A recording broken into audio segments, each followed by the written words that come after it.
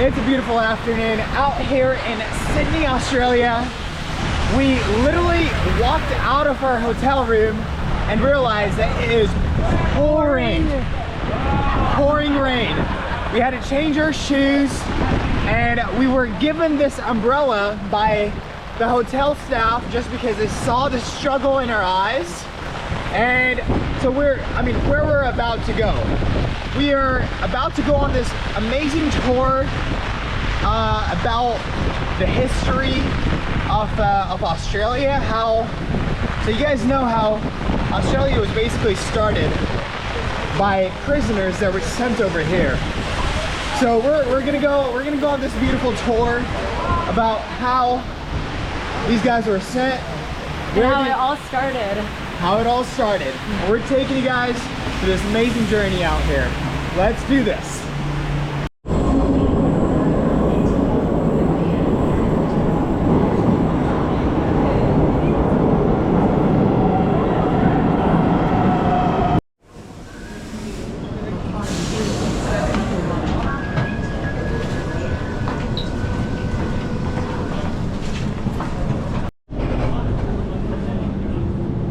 Kaya, how are you feeling? Are you ready for the tour? Yes, but we need a run there. Okay.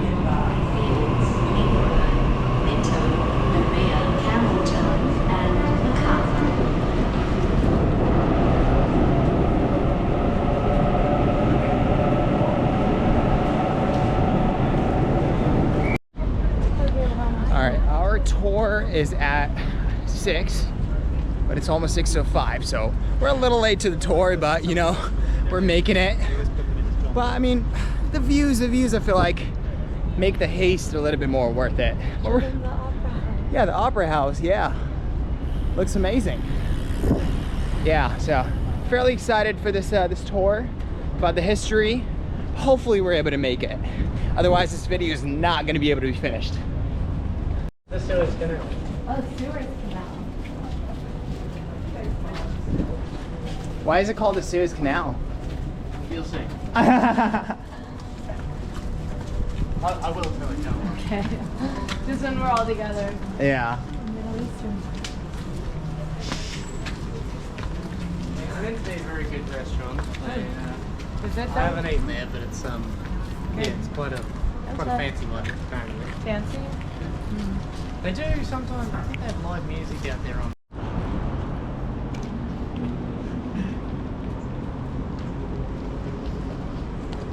Okay, so this is very typical immigrant housing from the mid-1800s. Specifically, these 4 buildings are called Susanna Place. They were built by an Irish immigrant family in 1844. It's actually the only surviving housing in this style still in the Rocks or Millers Point. And nowadays it's a museum. It's very small, only half of it's open at the moment, 2 of the dwellings, because the other half is having some much needed structural repairs going on. Even when you go into the open bit, it still feels very in need of repairs. But it is quite interesting. It's only $12, but it's only open Thursday and Friday. They do 1-hour tours throughout the day. But, you know, it's quite interesting to see how people used to live in this area. Now, we're actually quite lucky that we still have this housing, because when the plague hit Sydney in 1901, the government went round with a checklist, and basically if your building wasn't up to scratch, it was condemned, knocked down, and they rebuilt it. So the government took control of the Rocks and Millers Point, which is just the other side of the bridge, and they became the landlords essentially. Now, one of the things that saved these guys from being demolished was the fact that they actually had plumbing and they had toilets. So yeah, the toilets saved them from destruction, I guess. We nearly lost them again to destruction in the 60s and 70s, when the government had another idea, and that was they didn't want to miss out on the building boom going on across Australia. And they said, how can we make money? What property do we own? The Rocks. We own pretty much all of that. So they put in a $500 million redevelopment proposal in this area. That's worth $6.5 billion today. And their plan was knock everything down and build concrete towers. Now, the residents weren't very happy about that, because they said, I don't think we need skyscrapers right here. This is kind of the closest we get in Sydney to an old town. You know, maybe it would be nice to just fix it up. Maybe we'd have some visitors coming in and spending money in the area, some tourism. What a crazy idea, you know? So they started protesting, and importantly, they contacted the Builders Labourers Federation. They were the main union for construction in Sydney, and they were led by a very passionate man called Jack Mundy. Jack Mundy had had some success with green bans earlier. They were to protect areas of the natural environment from redevelopment, and it's actually where the first Greens party in the world, the German one, got their name from, the Green Bans in Sydney. Gallows Hill, lovely spot. Now, the first hanging in the colony was only 1 month after the English arrived here. They were very keen to get started. There was a young man called Thomas Barrett, and Thomas stole some food. That was a big deal at the start of the colony because there wasn't much food, and they wanted to make an example of him, so they got everyone in the colony down to the harbour to watch Thomas's hanging, which is, by the way, right where the Four Seasons Hotel is right now. So if you do stay there, make sure you pay your bill, alright? Now, hungry people in a colony, they need to eat. They keep stealing food, they keep getting hanged. They hanged about 12 of them in 1 day, actually. All that happens is it's not really reducing the crime rate, and they accidentally end up with the most popular form of public entertainment that humans have ever devised, public executions. Yeah, I mean, there's nothing to do in the colony. It's the reality TV of its day. Go watch the hangings. Why not? Now, eventually, the government realised it's not really reducing the crime rate. It's getting a little weird as well. So they try and make them more private. Put them into the backyard of the police station down near the Fortune of War at the bottom of the hill. Well, that's a bit of a problem because these buildings weren't here at the time. So you come to the top of the hill and you've got a wonderful view down to the gallows to continue watching the hangings. Hence Gallows Hill. Yeah, a natural amphitheatre with wonderful acoustics and everything. Yeah, look, take a picnic blanket, fun for the whole family. What a time. Now, one particularly popular hanging involved the Brown Bear Lane murder. This is Long's Lane. Brown Bear Lane was just one down that way. It involved another Thomas, Thomas Warne, and his French servant Jean Vidal. One night they get into a huge argument in Thomas's house. Thomas goes up to the wall and grabs a rusty sword there and threatens to stab Jean if Jean doesn't leave straight away. Right, Jean backs up and leaves. But he comes back a few minutes later and opens the door to see Thomas bent over his desk writing a letter. Jean picks up an axe, because apparently there are just weapons lying all over this house. Terrible idea. He swings it at Thomas, back of the head, one hit, dead. Now Jean has a little bit of a problem. He's got a body to get rid of. Well, it's 1841, you're in the rocks. How are you getting rid of a body? Any suggestions? Suez Lane? Suez Canal, yeah, that might work. As long as the body doesn't get found, though, because he's going to be suspect number 1. Anything else? Bury it. Bury it. Takes a lot of effort. He can't be bothered. It's quite late at night. He's tired. So what he does first is leave, lock the door, and go to the pub. Yeah, I know, it's a weird plan so far. He's possibly trying to give himself an alibi. He's possibly just trying to steady his nerves. Either way, he comes back a couple of hours later with some cleaning supplies. Tidies up the scene and cleans up the blood, and then shoves the body into the fireplace. Now, there's two problems here. If you're trying to burn away a body, the fireplace needs to be a bit bigger because the legs are sticking out. It's an easy fix when you've got an axe. Off come the legs, on top of the body they go, and he lights them all on fire. This is the other problem because fully burning away a body takes very high temperatures. If you just light a body on fire, what are you doing instead? You're basically just cooking it. Yeah, so there's a smell starting to come from the chimney. Yeah, and the fat starts leaching out of the body, starts spreading, the chimney catches on fire. It's really not going well for Jean at this point, so he puts it out with some buckets of water and drags the body out. Says, okay, what the hell is plan B? Throw it in the water. But to make sure no one finds it, he puts it into a storage crate and weighs it down. Puts the lid on and drags it down to the harbour. He gets down to around Cadman's cottage and asks another boatman down there to take it into the middle of the harbour, tip it all in and get rid of it. He says, by the way, don't worry about the smell. It's rotten pork. It's definitely not human.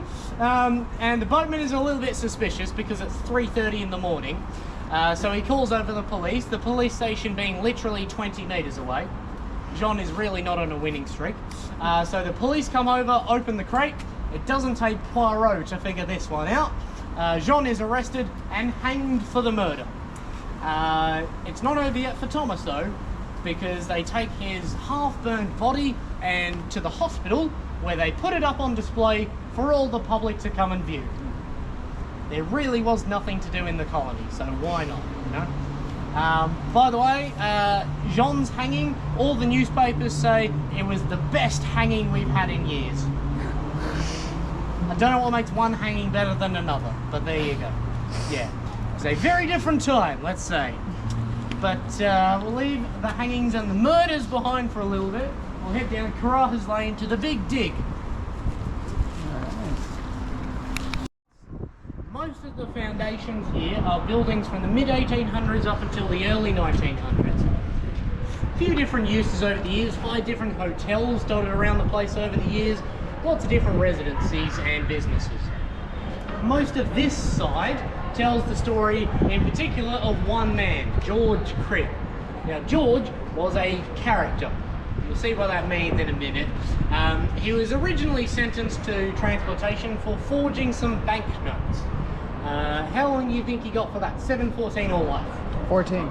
14, spot on. That one seems to have stayed the same. Forgery always seemed to be 14. Just want to let these guys through. Yeah. So 14 years for forgery, out you go. He arrives in 1808, but he's a trained butcher. So within 6 months of arrival in the colony, he set up a butcher shop here. So he must have been pretty successful, because when we found the site, we also found 500 cubic metres of animal remains. Pretty busy, pretty successful butcher. He used the money to expand his slaughter yard and buy up all of this property as well and start renting out the houses, making him more money. Now, he was constantly in trouble with the law for things like forgery, again, cattle theft, smuggling, illegal meat trading, and brewing his own alcohol. Now that was a big no-no because there wasn't meant to be any alcohol at the start of the colony. That lasted for about 5 minutes. And then there was meant to be no brewing of alcohol, so all the alcohol was imported, and the police force basically controlled the supply of rum to the colony. They were even known as the Rum Corps. That was how influential it was. The second 3 governors all either left or were kicked out because they could not control the rum trade. Now, if anyone else was brewing their own alcohol, they would have something to say about it. Luckily for George, they never found his evidence because he hid his still for distilling it down his drinking well in his backyard. And we only found it in 1994, so a bit late to prosecute him on that one. Got away with it. Now, he also had an interesting love life. In 1811, he gets married for the first time in the colony to Fanny Bennett. Her real name is Anne. And they lived together for 3 years until 1814. George receives a letter from back home in England from Mrs. Mary Cribb. Not his mother, his first wife. She's found out how well George was doing in the colony and says, I want to come out to live with you because Sydney sounds great. A bit of a problem for George because now he has one too many wives. Well, if you were George, what would you do? There's definitely one way the story could go. He doesn't go that dark, okay? He buys Fanny or Anne a ticket on a ship back to England and sends her off with a passing gift of money worth today 200,000 Australian dollars. It's not bad. Unfortunately for Anne, her ship stops in Jakarta on the way back to England. She gets the flu there and dies. So, yeah, not very lucky for her. Now, the first wife comes out in 1815, Mary. She resumes her life with George for 2 months until she also gets the flu and dies. Now, they don't think it was murder because he didn't have anything to gain by her death at that point. So people just did get sick and die all the time in this area. So yeah, probably not his fault. But he stays single for another 3 years until 1818. Third time lucky. He gets married to Sophia Lett. She's a very wealthy woman, and they basically marry for each other's money. This time, 5 years go by until 1823. What do you think happens to Sophia? Not yet. Later on, but she does. First, she meets George's younger, more handsome nephew, Thomas, and they run off together and get married. So I guess bigamy runs in the family. Now, in 1827, Thomas gets arrested for cattle theft, sent to Norfolk Island, where he dies after a couple of weeks from general disease and malnutrition. Also that same year, what was her name? Sophia does get the flu and die. So he catches up to her eventually. Now it's not going well for George back home either. In 1828, he's had enough of women, and he's also having to pay off a lot of debts. He goes bankrupt. He has to sell off all of his property to developers who knock down all of his buildings and rebuild. In 1830, the last we hear of George is penniless on the street begging for money. Bit of a sad end for him, but I guess you could say he had it coming. Yeah. He deserved it, maybe. Now, when his buildings were knocked down and rebuilt, they were smaller. They were more functional mean houses. These are kind of the outlines of them. These ones are a bit bigger than the other ones over there, which were small ones. They were 2 rooms deep at the bottom, 1 at the top. Okay for a small family, for a couple of workers maybe, but many people fit more than that in. One very typical couple lived for 10 years in one of these mean houses, for 10 years with 9 of their 12 children.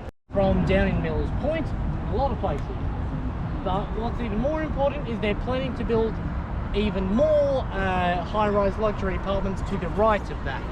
So further impacting the views from here out to there, and from all in Millers Point, even the other side of the bridge, the views will be impacted. So that's what the Don't Block the Rock campaign is about. You might see some banners and things as we walk further down through Millers Point. It's not a done deal yet.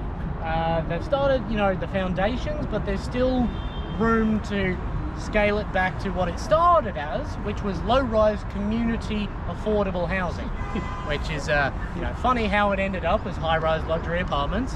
Yeah, funny, isn't it? So mid-tour, I got Nikaya this amazing jasmine flower that she's obsessed with. Nikaya, how are you feeling regarding this? It smells so great and looks so pretty. All right, amazing, I love it. How's the tour been for you? It's been great. It's been great. I mean, I'm actually loving the tour as well. It's a little bland for my taste, but it is what it is, and people are not able to hear us. But lots of histories being told to us. So I'm learning a lot about the rocks. We'll go ahead and keep you updated on how we're feeling towards the end of this tour. All right. Just finished with our tour about the history of this area in Sydney called The Rocks.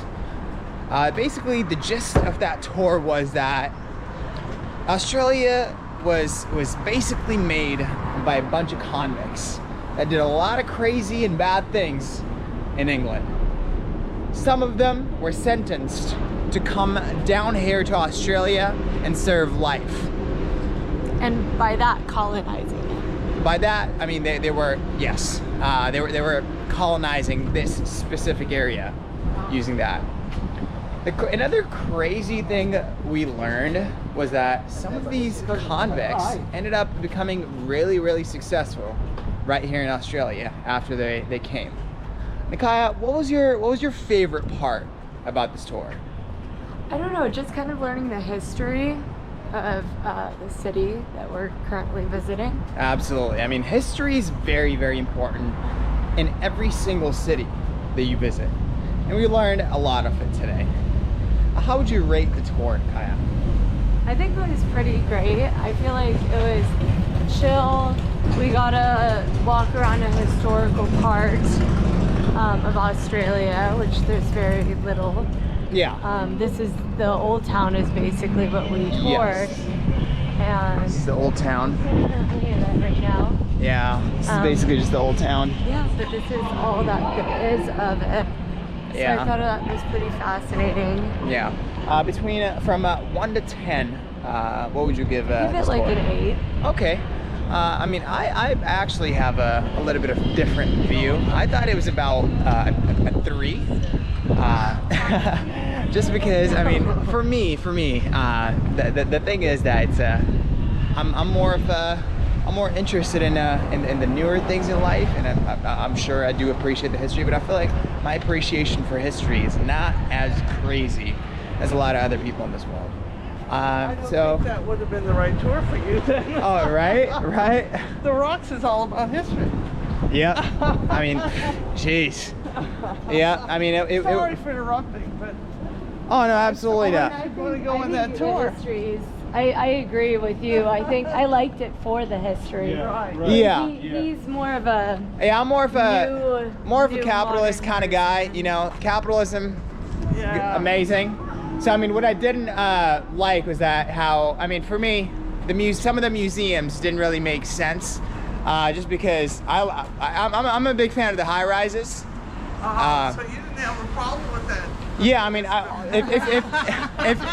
if it was me, I probably would have built those high rises instead of doing the demolition process. You know, so I mean, it's just, again, it's perspective, it's a viewpoint. But we'll see what happens in the near future. But still, I mean, for me, I'd say it's about a 3 out of 10. That's specific.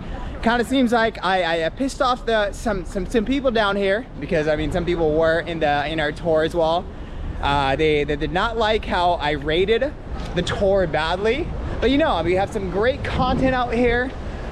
Just to see, I mean, for me, I love listening to various different viewpoints, but certain people just are not able to take different viewpoints, and they do have, you know, they're just not able to take different perspectives and not able to respect that. So right here we are back in Old Town, and you know, we are finishing off this amazing tour. We had a great time, and we were gonna let you guys go.